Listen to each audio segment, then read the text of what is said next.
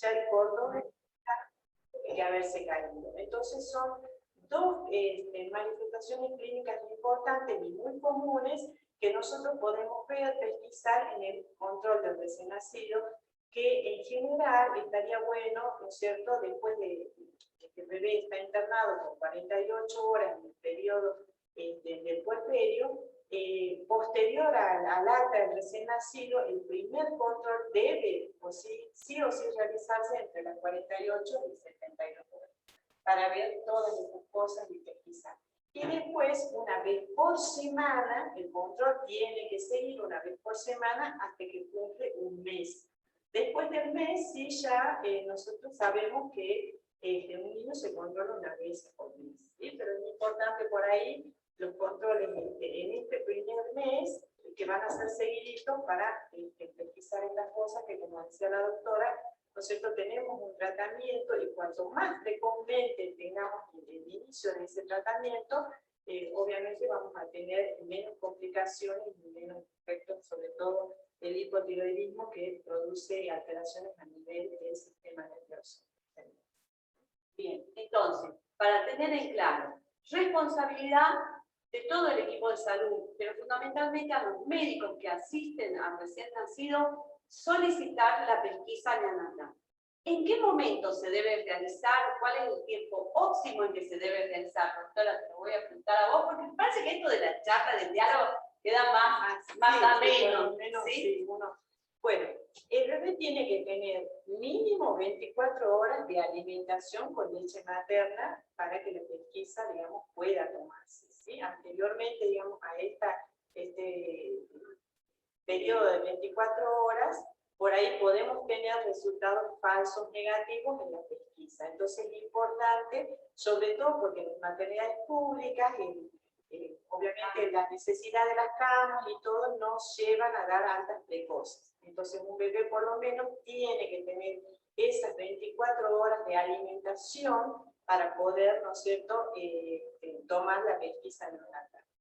¿Sí? Y después de ese tiempo, digamos, se puede tomar en cualquier momento, saber también que nunca es tarde para tomar, si bien por ahí en algunas de estas enfermedades, como fibrosis quística, sabemos que sí o sí tiene que ser antes de los 30 días, pero saber que nunca es tarde para que podamos tomar la pesquisa. ¿Sí? Lo que quiere decir la doctora es que si el paciente no se ha realizado la pesquisa, se la puede realizar. Pero la pesquisa, la indicación es así. Mínimo 24 horas de lactancia, lo ideal a las 48 horas de vida. Si el paciente se va a tener que trasladar, porque es un niño que sufrió un evento crítico, es conveniente tomarle la pesquisa antes del traslado, aunque no haya cumplido las 24 horas. Esto es para tener una muestra del paciente, si es un paciente que está muy crítico. Y luego se va a repetir en el centro donde sea derivado. ¿Qué otra cuestión es importante que ustedes sepan? Que el objetivo de la pesquisa es iniciar el tratamiento antes del mes de vida. Entonces, si bien no tiene un periodo que no, la idea es que se tome entre esas primeras semanas de vida a lo máximo, para que antes del mes de vida se pueda tener el diagnóstico o descartar el diagnóstico y se pueda iniciar el tratamiento. Porque hay enfermedades que afectan rápida y precozmente y pueden ser fatales para el recién nacido. La segunda enfermedad de que vamos a hablar es la fenilcetonuria. Esta enfermedad, que tiene este nombre raro, que no es muy conocido, que la tenemos que ir a buscar en un libro para saber de qué se trata. Bueno, ya no entramos en los libros, ya todo el mundo entra en internet, pero nos va a hablar de una enfermedad que afecta severamente el sistema nervioso central. ¿Y esto se debe a qué? Esto se debe a que falta una sustancia para transformar un aminoácido. ¿Qué es un aminoácido? Es la parte más pequeñita de las proteínas. ¿Y de dónde vienen las proteínas? De la leche que toma de la mamá. Entonces, ¿está mal tomar la leche? No, para nada. No está mal tomar la leche materna, sino que el bebé nació con un defecto, le falta la enzima fenilalanina hidroxilasa, que va a transformar en el metabolismo de este aminoácido y va a hacer que se genere, por un lado, una sustancia tóxica, ¿sí? Y por otro lado, va a faltar el aminoácido que aparece después de la fenilalanina, que es la tirosina, y que da origen a los neurotransmisores noradrenalina, adrenalina y epinefrina que actúan a nivel del sistema nervioso central.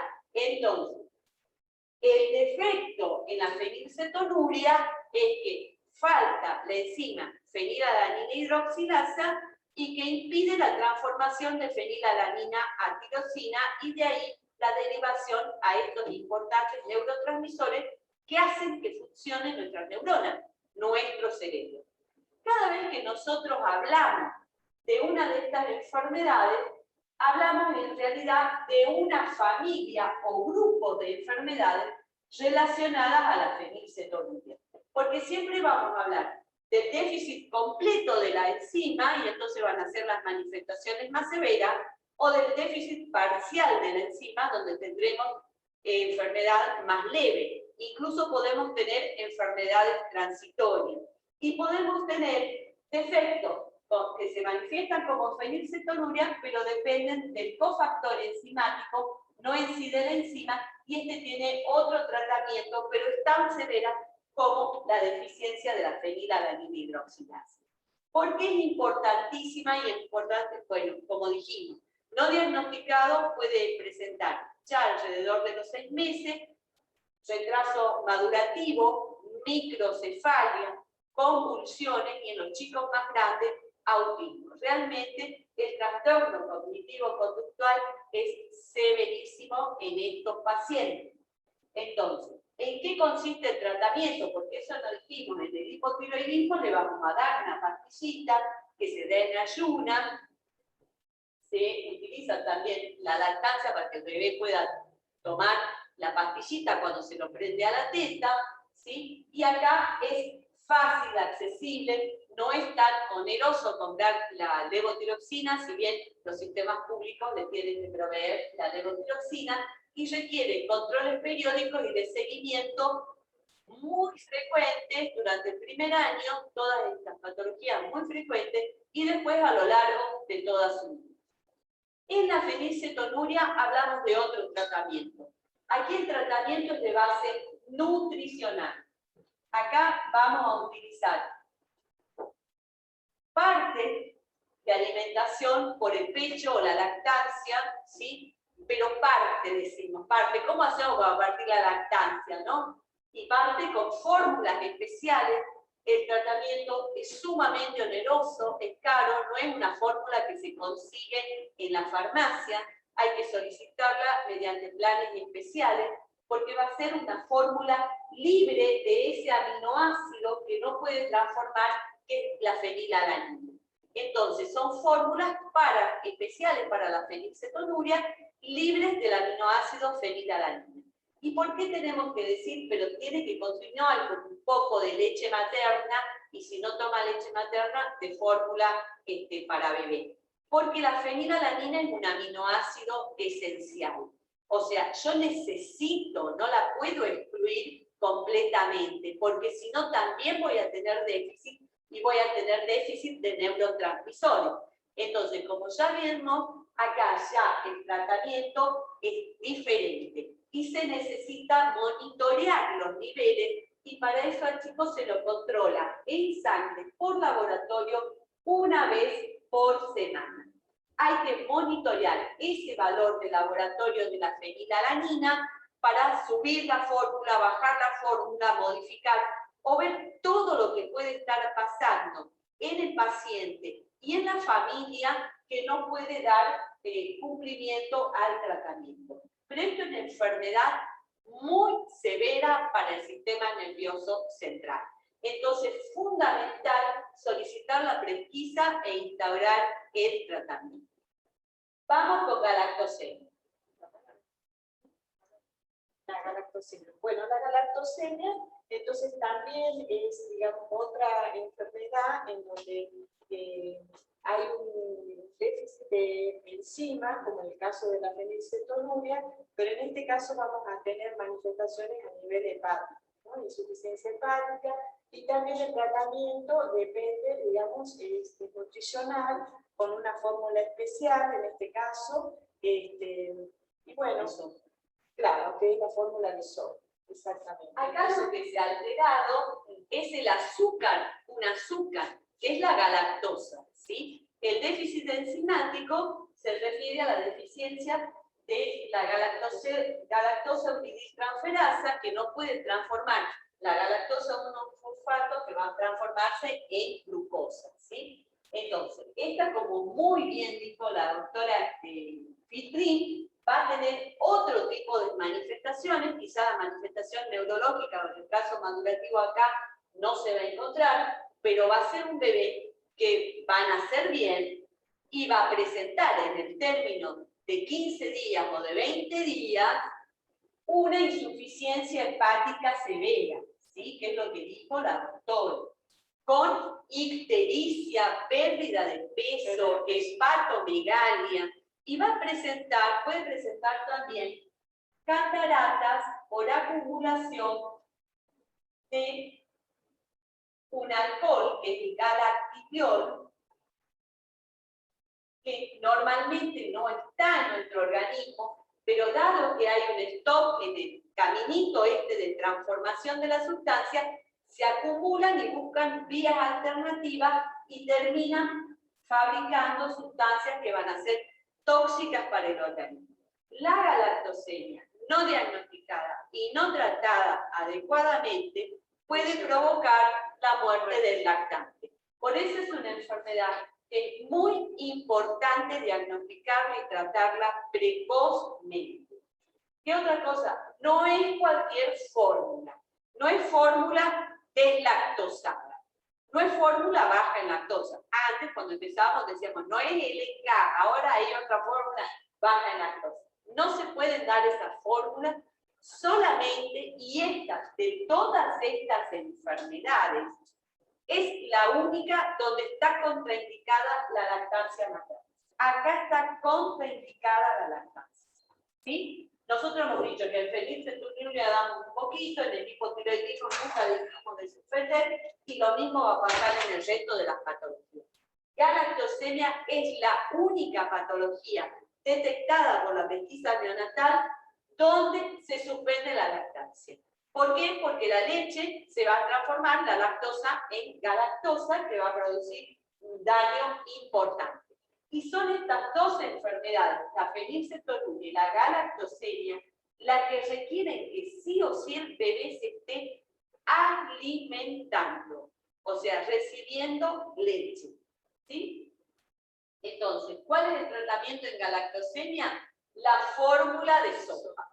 Y también requiere un seguimiento y control respecto al crecimiento, respecto al metabolismo del calcio, respecto al metabolismo hepático, y también más adelante funciones cognitivas también, porque en la paciente más grande porque el organismo forma internamente también galactosa, entonces nunca nosotros liberamos completamente, o podemos decir que el paciente va a estar exento de galactosa, porque hay una producción propia interna hepática de galactosa y que va a interferir también con funciones cognitivas y en las mujercitas también con alteraciones para la reproducción.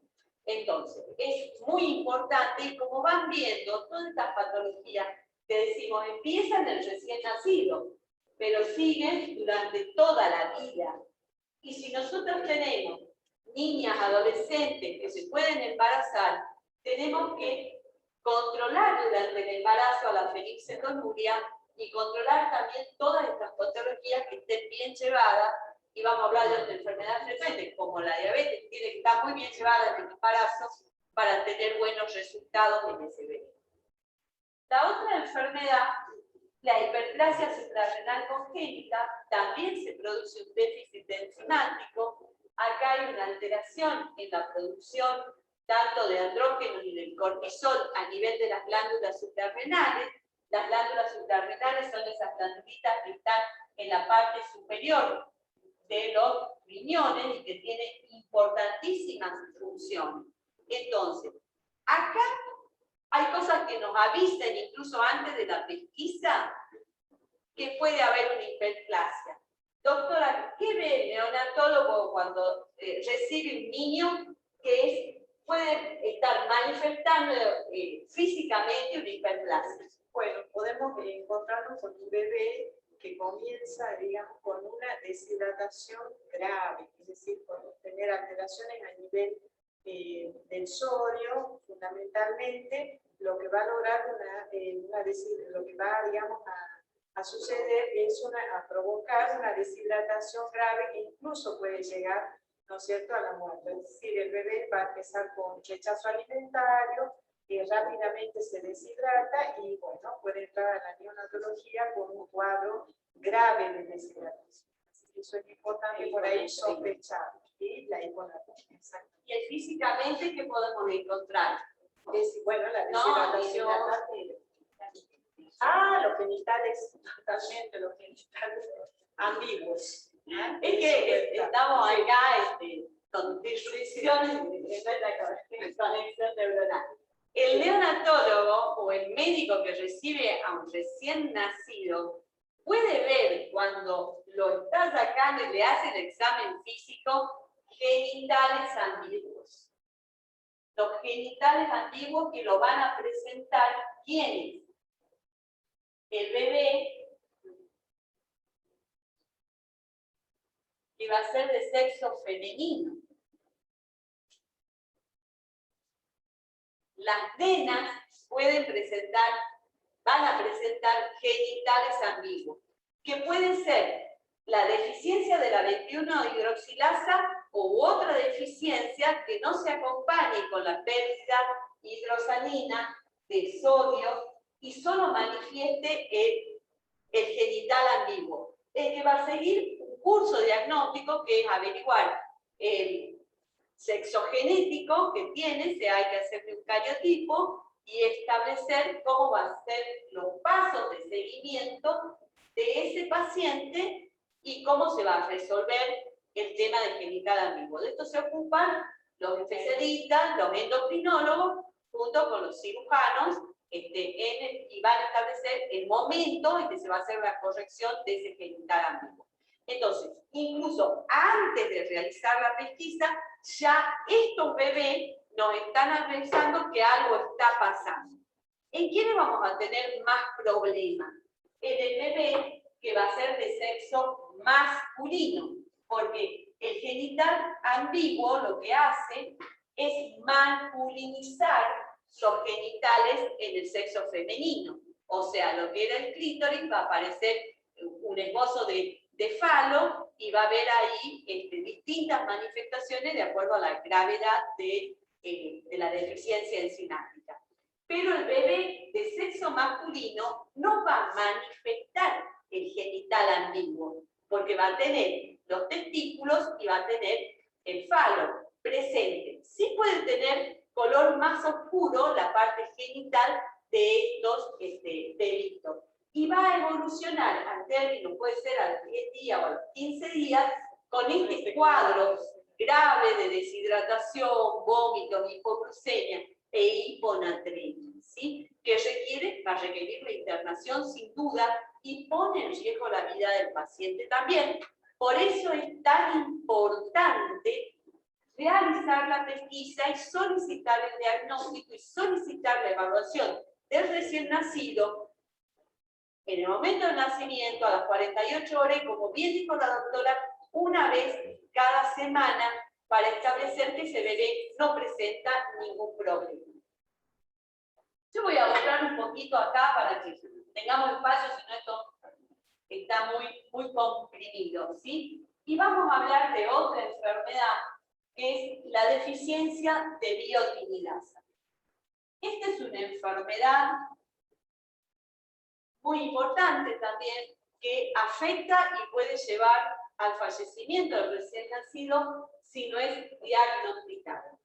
La biotina es una vitamina, es la vitamina B8, ¿sí? Y es una vitamina muy necesaria para el metabolismo de nuestros 3 macronutrientes, sean las proteínas, sean las grasas y sean los hidratos de carbono. Nosotros lo que decimos que la biotina interviene como cofactor enzimático de las carboxilasas, que son los intermediarios metabólicos de estos nutrientes. ¿Por qué hago hincapié en esto? Porque yo quiero esta imagen. El recién nacido se va a alimentar de la leche. La leche está compuesta por proteína, por glúcidos, o sea, hidratos de carbono y por grasa. Pero si el bebé no tiene el cofactor que ayude a la transformación de esto, van a aparecer defectos y va a aparecer alteraciones. Las principales alteraciones que nosotros podemos ver desde el punto de vista clínico son en los tegumentos de rápida reproducción, o sea, de recambio celular rápido. Y en eso tenemos la piel. Y entonces, a nivel de la piel, vamos a encontrar caída del cabello, pero ustedes me van a decir, pero a todos los bebés cambian el cabello. Estos tienen una particularidad, digamos, esta, no sé cómo poner, pero es caída en parche. ¿Vieron cómo es la tiña que te saca así como el sacabocado? Este le da a los bebés caída del cabello como el sacabocado, o sea, el parche. No es como ese desplume que va haciendo el recién nacido cuando recambia el cabellito, sino que se le cae por sectores bien circulares. Pérdida del pelito de la ceja. Va a aparecer caída del cabello, va a aparecer también eczema, o sea, la carita, la piel seca, escamosa, con alteración a nivel de los orificios, y el tercero es las convulsiones intratables que va a presentar el paciente y el retraso madurativo, porque severo. ¿Por qué? Porque no puedo utilizar mis nutrientes para producir energía. Entonces la otra manifestación va a ser la hipotonía. Hipotonía es el lactante que le falta fuercita. Obvio que el recién nacido no sostiene la cabecita, pero tiene resistencia, ¿no es cierto? Tiene los bracitos. No, estos son planchaditos, como bolsita de arena que se van para un lado, se van para otro. Y estos son síntomas: hipotonía, la caída de cabello, el eczema en piel y las convulsiones. Y se trata con una pastillita, que es la biotina. Como el hipotiroidismo se trata con una pastillita, que es la levotiroxina, la deficiencia de biotinidasa se trata con una pastillita, que es la biotina. Y esto afecta rápidamente. Nosotros hemos detectado chicos que por retraso, por haber estado allí, con dificultades para localizarlos, vinieron dentro del primer mes de vida, pero más allá de los 15 días de vida, y quedaron secuelados.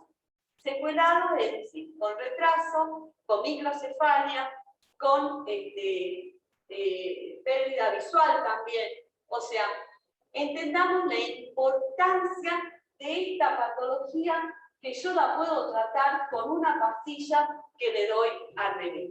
Entonces, la responsabilidad que tenemos dentro del sistema de salud, sea público, sea privado, de pedir la pesquisa, que se haga en tiempo, que se haga en forma, que se haga adecuadamente. Lástima no hemos traído la tarjeta para mostrarle, pero después le podemos mandar una foto a todos los que nos pidan de las tarjetas. Que hay que poner muy bien el nombre, el domicilio, la localidad, un teléfono, la edad gestacional, el peso de nacimiento, si recibió la lactancia, si se alimentó el bebé. Todo eso es necesario para hacer una adecuada interpretación de lo que puede estar pasando. Y la toma adecuada, que para eso se capacitan los técnicos, los bioquímicos o a veces las enfermeras de neonatología, pueden hacer una toma adecuada de la muestra de pesquisa, que es llenar esas tarjetas con las 5 gotitas de sangre. Por eso uno de los eslóganes, lo que puede prevenir o salvar una gotita de sangre de un recién nacido, ¿sí? Bueno, No solamente, sí, no, para terminar con esto, no solamente sacar la pesquisa, sino en la búsqueda de los resultados. Dice, bueno, ya salió la pesquisa, pero es importante también decirle a la mamá del tiempo que va a llevar, ¿no es cierto?, que aproximadamente son entre 10 y 15 días, ya tenemos el resultado de la pesquisa y la importancia, por todas estas cosas que estamos hablando, ¿no es cierto?, de saber el resultado. ¿Sí? Claro. Bueno, fibrosis quística del páncreas. Acá estoy leyendo una pregunta, dice, ¿todas son de por vida? ¿Se revierte algo con...? Lo que nosotros revertimos es el proceso sintomático. Las deficiencias enzimáticas son enfermedades de base genética. Como yo expliqué también en la fenilcetonuria, cuando nosotros hablamos de cada una de estas enfermedades, la severidad va a depender de la variante genética. Entonces tenemos enfermedades leves y enfermedades que pueden ser transitorias o deficiencias parciales. Si nosotros tenemos una deficiencia parcial de biotinidasa, probablemente requiera tratamiento durante el primer año de vida y luego frente a intercurrencias.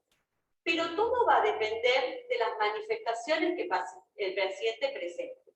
Un niño con deficiencia parcial de biotinidasa, si tiene una infección, ya tiene 2, 3 años, digamos, ya no se le da todos los días la pastilla porque la variante genética me dice que es una deficiencia parcial, pero si el paciente tiene cualquier proceso que le produzca estrés en el organismo, necesita recibir su dosis. Y hay incluso algunas variantes que por persistencia de síntomas como de debilidad muscular, también se medican de por vida algunas deficiencias parciales de biotinidasa. Lo que es deficiencia total, que marca la severidad del componente genético del paciente, son enfermedades de tratamiento de por vida. El hipotiroidismo congénito también puede ser un hipotiroidismo transitorio, por eso es necesario la permanente revaloración, y todas estas enfermedades tienen subtipos de acuerdo a las variantes genéticas que van a ir definiendo la presentación clínica. Y entramos a la última enfermedad, fibrosis quística del páncreas, que tal vez han visto en las redes que hay una ley. Bueno, en realidad todas están dentro de las leyes de pesquisa y de las leyes de enfermedades poco frecuentes. Si nosotros tenemos que decir, si nosotros tomamos a tiempo el tratamiento, previene la manifestación de las patologías más severas o de los síntomas más severos o que ponen en riesgo la vida del paciente. Fibrosis quística diagnosticada a tiempo, y esto es lo que va a abrir un poco la mirada, entonces podemos tratar de incluir otras enfermedades, es porque nosotros no vamos a evitar la presentación de los síntomas, pero sí vamos a manejar, mejorar la calidad de vida, tratándolo a tiempo y haciendo un tratamiento desde el inicio que se sabe que tiene la patología y que se instituye todo por un equipo que incluye neumonólogo, nutrólogo, gastroenterólogo y nosotros desde la pesquisa que aportamos el diagnóstico a través del estudio de los recién nacidos. ¿Qué afecta a la fibrosis quística? Afecta lo que se llama el canal del sodio, que hace que los mocos, las secreciones a nivel de las glándulas, tanto exócrinas como endócrinas, tengan una secreción más espesa, que a nivel del pulmón lo que va a hacer es obstruir el alvéolo y va a ser el caldo de cultivo para patógenos que son infrecuentes como la pseudomonas o el estafilococo meticilino resistente. Entonces, ¿qué van a hacer esas infecciones por estos patógenos? Y destruyen el pulmón. Yo digo, lo tenemos que hacer para que la gente entienda. Como que el bicho se come el tejido pulmonar y entonces tiene infección frecuente, moco frecuente, neumonía frecuente. A nivel del intestino va a producir mala absorción, siempre me estoy refiriendo a la forma más severa de la patología, mala absorción con pérdida de grasa, y eso va a redundar en la poca ganancia de peso, en la desnutrición crónica que presentan estos pacientes. Y más grande, ¿qué va a pasar en la fibrosis quística? Puede haber trastornos de la reproducción, trastornos a través en los varones, porque la secreción por donde tienen que fluir, digamos, los espermatozoides, son espesas, no es que no hay espermatozoides, sino que no pueden fluir, digamos, para salir de forma adecuada, y lo mismo ocurre también en las mujeres. Y a nivel del páncreas, ¿qué va a provocar? Y esto de que se habla mucho ahora, como otra clasificación de la diabetes asociada a la fibrosis quística del páncreas, que se da por una destrucción de los vacinos pancreáticos.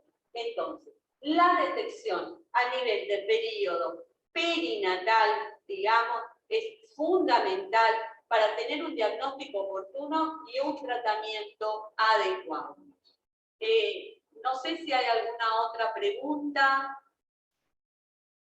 Pero acá tenemos a los profesionales que están saludando, la doctora Mónica, acá también está Vizcarra, Joana Carolina, así que están saludando, doctoras. Bueno, muchas gracias. Y bueno, nosotros... Yo, para finalizar un poquito de lo que es la pesquisa en general de los recién nacidos, vamos a hablar un poquito del otro tipo de pesquisa que hacemos previo al alta del recién nacido. Esto es re importante, entonces, como número uno, la pesquisa de las enfermedades poco frecuentes,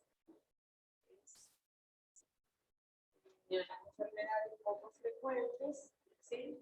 Después, la pesquisa cardiológica, que no es nada más que una toma de muestra de la saturometría del recién nacido, y esto nos permite por ahí diagnosticar muchas de las enfermedades cardiovasculares, además del examen que uno hace con el estetoscopio. Así que esta es otra, digamos, tipo de pesquisa que debe hacerse el recién nacido previo al alta, ¿sí? Y la pesquisa auditiva,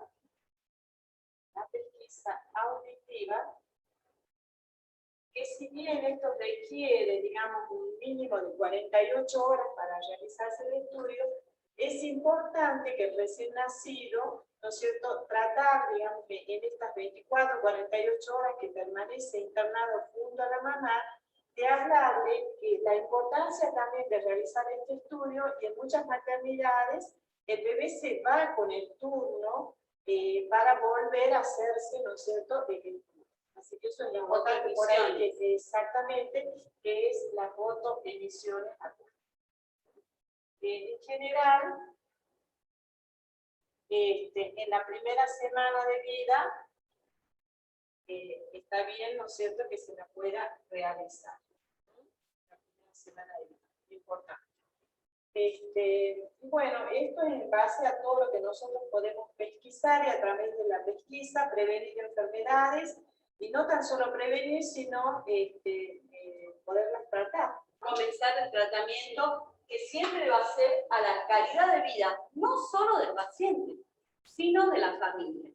Porque tener un paciente con un hijo, una hija, con estas patologías, es una carga familiar y social muy importante. Y nosotros como equipos, como agentes de salud, como médicos, como donde estemos, tenemos que acompañar a esa familia y a ese niño o niña para que tenga la mejor vida posible, a pesar de tener estas patologías que en algunos casos son muy severas. Pero tratados adecuadamente, un niño fenicetonúrico va a la escuela normalmente, un niño con galactosemia también, un niño con hipotiroidismo también, y pueden desarrollarse y hacer su vida en plenitud, estando acompañados por todos en realidad. Entonces, somos necesarios todos, el que toma la muestra, el que controla el embarazo, el que ya le va diciendo, mamá, no te olvides que a tu bebé cuando nazca hay que hacerle el estudio de la pesquisa. Es tan importante ese mensaje dado por el obstetra, por el ginecólogo, la ginecóloga, por la obstétrica, por la enfermera que lo va a asistir, por quienes lo controlan en el puerperio. Mami, hacele, tu bebé se merece, es un derecho, es gratuito. Entonces, es muy importante esos mensajes, así de sencillo. No nos olvidemos que tenés que hacer la pesquisa. Si la mamá se le da turno, porque en algunos lugares rever que vuelva, y si no, lo adecuado es tomarle, siempre que haya cumplido las 24 horas de alimentación, antes que se vaya. Lo ideal es antes que se vaya. Y capacitar al recurso humano para la toma de muestra, porque cuando la toma de muestra es inadecuada, se tarda mucho tiempo en solicitar que repitan la muestra, que vuelva a llegar al laboratorio. Y sepan ustedes que todas las muestras llegan al laboratorio provincial de pesquisa, que en este caso funciona en el materno infantil.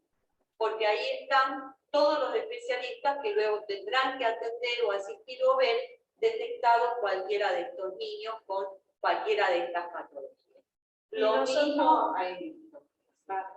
Y reiterarme siempre, por ahí esto ya lo dijimos una y otra vez, pero creo que lo más importante es esto, pesquisar. Si no pesquisamos, no vamos a poder diagnosticar, por lo tanto, no vamos a poder tratar esa resonancia.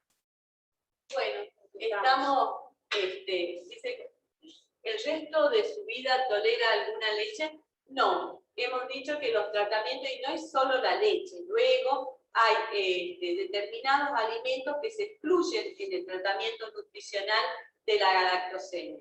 E incluye legumbres, entre otras, vísceras, ¿sí? Y bueno, varios alimentos, por eso siempre estos niños están tratados por un equipo, siempre tenemos a la nutricionista que está especializada, tampoco cualquier nutricionista tiene que ser especializada en errores congénitos del metabolismo, y en nuestro caso trabajamos en el materno infantil con la licenciada Mariana Morales, que permanentemente realiza capacitación, y estamos siempre con los nuevos tratamientos, porque aparecen nuevos productos o nuevos tratamientos, como en la fenilcetonuria, por ejemplo, a partir de los 16 años, probablemente ya el año que viene tengamos nosotros algunos de nuestros pacientes que pueda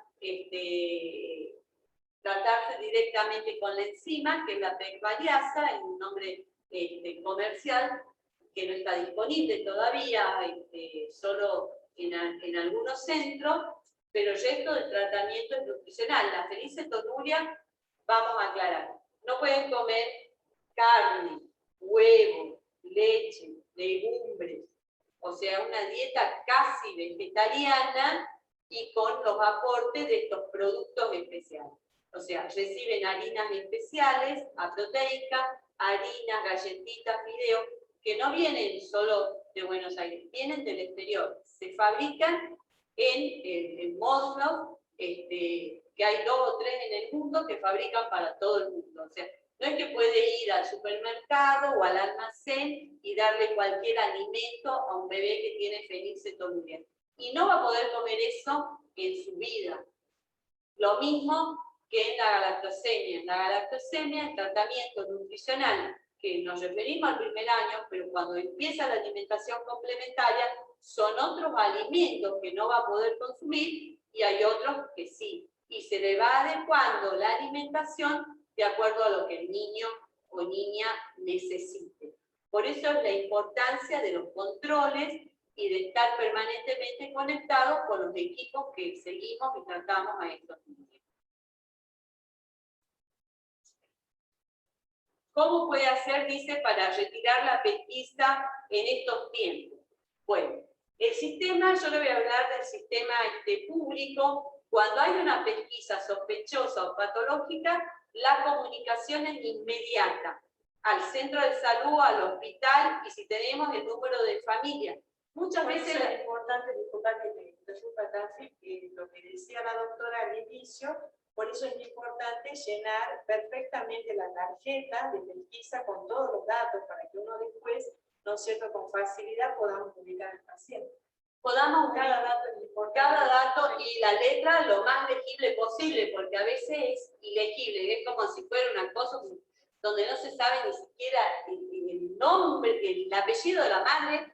Todo esto está en un sistema donde directamente con un resultado, si es muy alto el resultado, muy patológico, directamente el bioquímico llama, se ubica y luego se mandan notificaciones, sean a través de telefónica o por fax, y si no, a los centros de salud pidiendo una nota, citando para la nueva toma de muestra, y si vive lo más cercano de acá a Salta Capital, que venga al hospital. A veces los padres se asustan y no quieren venir, pero esto no se tiene que asustar, porque esto lo que hay que ver es, tal vez fue un error en la toma de la muestra, tal vez fue una muestra precoz, y tal vez da un resultado dudoso. Nosotros, la pesquisa no hace diagnóstico, la pesquisa es esto, tira la red para captar quién es sospechoso.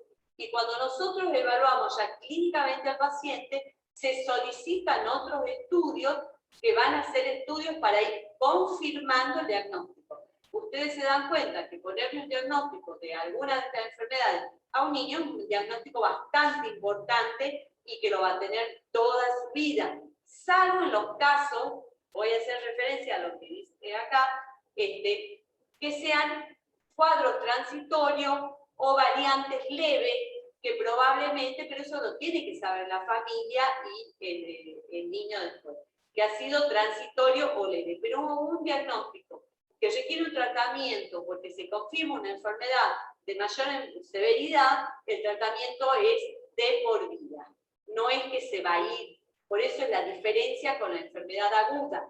Yo tengo una angina, voy a tomar o no, de acuerdo si es viral o no, voy a hacer un tratamiento y en 10 días no voy a tener síntomas y ya está, y como de todo. Acá no, acá las patologías son de seguimiento y son crónicas. Por eso es importante este mensaje durante el embarazo. Cuando se cumple el mes que se ha hecho la pesquisa, todos los resultados normales se envían a los hospitales o centros de salud. Y si lo hace porque nace en una clínica privada, tiene que conectarse o comunicarse con el laboratorio de esa clínica que hizo la toma de muestra de la pesquisa neonatal, para que le entregue el resultado. ¿Estamos? Y los médicos solicitar el resultado. No solo el pedido, sino y anotar en las historias clínicas que se tiene el resultado y es negativo, es normal, porque muchas veces se utilizan, es normal el resultado de la pesquisa neonatal. ¿Sí? Bueno, es muy bueno, doctora, saberlo porque, o sea, Campo Quijano envía a las embarazadas, muchas veces ya también con respecto de la zona de la quebrada. ¿Me escucha? ¿Me escucha, doctora? Sí, acá, bueno, fue una vez más, un ciclo de charlas para la comunidad. La siguiente, a todos los que están viendo, que conocen los que están acá en el grupo también, sería el 26 de agosto. Tema, después va a salir, ahora vamos a ver qué puede ser, pero hay varios temas que han llegado.